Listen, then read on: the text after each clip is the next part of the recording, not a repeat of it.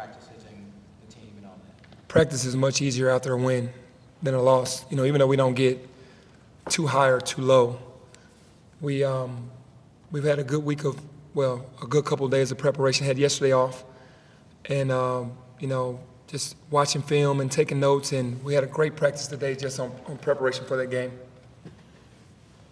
You guys were kind of, you know, I guess reversing what happened in the Ole Miss game this time around. You were trailing for the entire time, and you found a way to turn it around at the end and come away with a win in overtime. What kind of win is that? Well, I mean, you learn from your mistakes. You know, experience is the best teacher. And in the Ole Miss game, we just didn't finish. We didn't compete the last 5 minutes to win the game. They did. They had more energy, and they won the game. The last 5 minutes of the VCU game, we had more energy and won the game. It seemed like, even though it was a win, you're just talking to Caleb and JQ, they seemed kind of like a little bit frustrated because they know this team can be, you know, so much better. Mm-hmm. What's the mood been like just kind of this past day of practice in terms of preparation for Texas A&M? Really, it's been about us and trying to get our mindset right. You know, we want to be tough, physical, energetic team out on the court every time we play. And we're just not, we're talking about it, but we're not doing it out there on the court. So that's where the frustration comes from. I know we have 13 new players, and everybody's not hitting on all cylinders offensively right now, but defensively, there should not be an excuse because that's just communication and principles that we have. The guys kind of obviously echoed that same sentiment. Is there a player amongst your leaders that's kind of the bad cop that's willing to, you know, check other guys when things aren't going right? That might be David, but we really don't have a bad cop. These guys in this era, they don't really like to ruffle any feathers. They just try to stay away from that, which makes it worse because that means that to me, when you want to win, you'll do whatever it takes. You'll talk about the hard stuff. You'll identify things that aren't being done right, and you'll praise the things that have been doing great. So, to me, it's healthy when you say, "Hey, man, I need you to box out more," or you haven't boxed your man out the last 2 possessions, 3 possessions. You might have to go out of the game, get your mind right, and come back. They're afraid of that conflict, which is not good for us because it's supposed to be player-led. So you think this team needs a bad cop or something like that in a sense? I think we need bad cops. Put an S on the end of it. Seriously, guys, like last year it was Kendrick and DeAndre. And this year we haven't found that bad cop yet. Hey, Penny, you were going into another hostile environment, another tough team, another ranked team. How do you prepare your team for this, yet another quality opponent? First of all, who made the schedule? It's crazy as hell. But, you know, it's like 6 road games in a row now. You know, the 3 in the Bahamas and now this is the 3rd on the road. It's a part of who we have to be. We have to be mentally and physically prepared to go into battle. We set the schedule for a reason. You know, we don't get the respect around the country, and you get respect by winning. You winning these type of games against great programs. Speaking of physically prepared, how's David doing? David didn't practice today, but really not worried about him playing in the game on Sunday, but it was just precautionary today, for sure. What about Brown? What can Brown do for us? JB's still sick, man. I'm going to knock on the door today. For real, like he's been ill, and I don't really know. A lot of guys got ill after the Bahamas. He didn't, and then now it's like, this is crazy. Like, you know, when guys are missing games or not coming to practice, then it's something that could be passed around or really ill. So we'll just have to, you know, get more in detail about that today. Is there any estimation about when he'll be feeling better? Man, I was hoping after we left the VCU, and I'm hoping that he shows up tomorrow. And that'll mean he's been off like maybe 4 or 5 days, and he needs to get his legs under him before we go to a very hostile environment. So would he be able to play? Like, would you play him?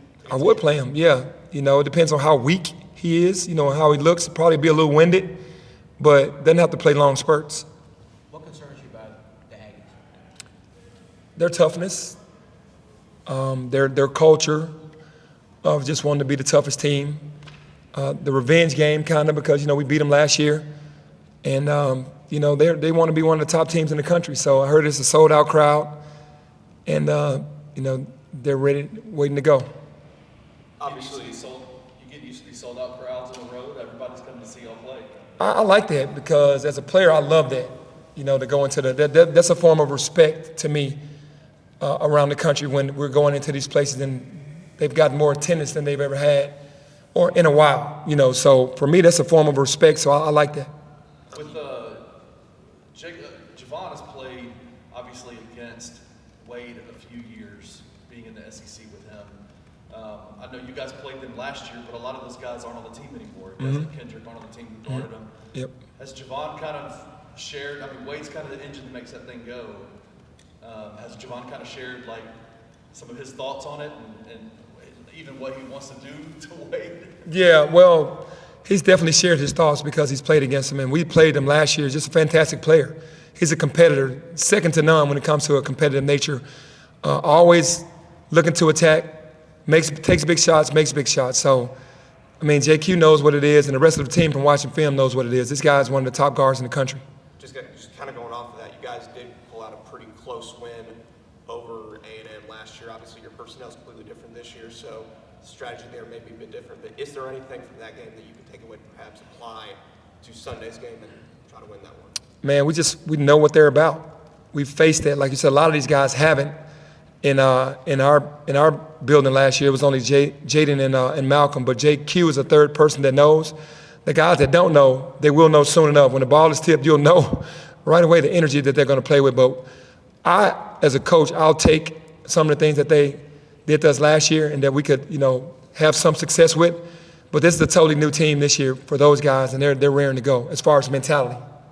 Other than the negatives that went through the last game you played, what are some of the positives you can take out of the game that you use going forward? Well, the positives is that, we have a team that can win any game at any given time. Very resilient team, never going to give up, never going to give in. Could fold a lot of times during the game and never fold. I mean, we had one bad half where it was ugly, and that to me, that's pretty much it. I know as a lot of this media, we cover football as well, Memphis football. And one of the common themes from Memphis football this year was last year's team would have lost this game. This year's team isn't losing this game, these close games.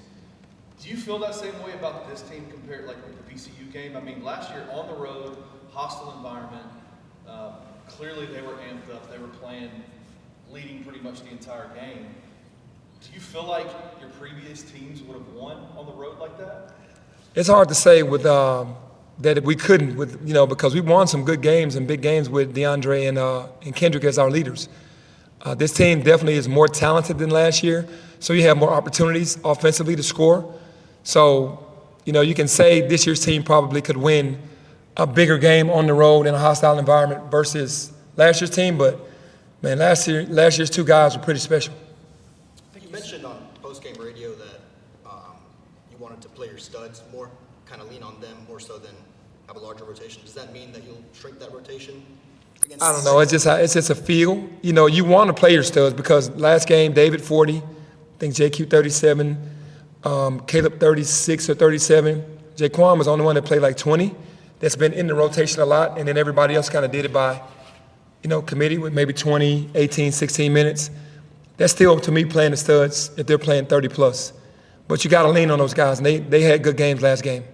Just kind of curious, overall, like when you're subbing guys in and out, if you do it kind of quickly or you're doing these mass subs, is that, I don't know, is it a lack of trust that these guys are going to figure it out on the court themselves, that you have to rein them in and talk to them, or what's the balance there? I think it's fatigue a lot of times. A lot of these guys are playing so hard, you don't want to keep them on the floor tired. And then the next thing is just trusting that my bench can go out there and get some things done and give them confidence as well. If Jordan isn't ready to play Sunday, do you think that, Malcolm's played really well the last couple of games. Is he in line for more minutes, or is it something like maybe Jonathan Pierre or? Yeah, Malcolm will be in line for more minutes, but we do want to have JP out on the court. Nick definitely does a great job. Gave JP a couple minutes. He was nervous, but I want to get his confidence up. If Jordan doesn't go, he would definitely be someone that we would put out there in that environment. Last two. Do you hold the freshman when Carl gets in there, when JP, I know JP's not a freshman, but his first year in Division I, do you hold those guys, even Ashton, do you hold those guys to not a different standard, but do you view their time on the court differently than you view your studs that you call them, the older guys? Yeah, there's definitely, every coach would tell you, when you put guys in their first year or as freshmen or first year on your team, you look for certain things, and mainly it's just playing tough. If they're playing tough, they're going to stay on the floor. If they're not playing tough, then it's going to be hard to keep them out there because you know your studs, your other guys, your leaders can get through certain things. And you root for those guys. That's why you put them on the floor, because if I didn't put them on the floor, that means that I didn't think that they could help. You put them on the floor because they can help, and it's up to them to go out there and show me to keep them out there on the court. Everybody else practiced today? Yeah, David was the only one that didn't practice, and obviously JB was at home. Everyone else practiced. I was just asking because Caleb did his knee and JQ's knee. And Yeah, Caleb went through some stuff. It was kind of an easy day. It wasn't hard practice. It was more of a mental practice to get ready for this game. Walton shot 1 of 9, 2 of 8, 1 of 5 from the field in the last 3 games. He had a pretty good start to the season, but has since kind of tampered off. What needs to be done there to perhaps make him more of a factor again? Defensively, he's doing well. He's not rebounding the way we want him to because he's only averaging 3 rebounds a game, and I'm on him about that. But defensively, he's been great. The way that he's guarding the basketball and doing that and being a leader for us as far as playmaking. But we do need him to score more. I think it's just a matter of time because the game that he had against Jackson State is really who he is. He's a scorer. And right now he's maybe thinking too much, gets really down on himself, really hard on himself. So we need him to just keep shooting, and it's going to turn.